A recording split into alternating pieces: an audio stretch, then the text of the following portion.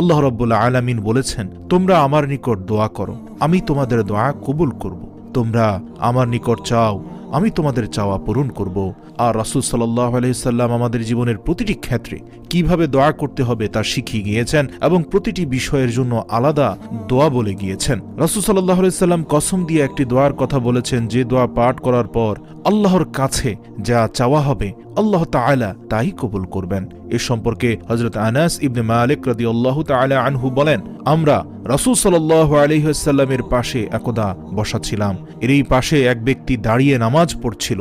সে রুকু করল, সিজদা করল, তারপর শেষ বৈঠকে আত্তাহিয়াতু এর পরে এই দোয়াটি পড়ল।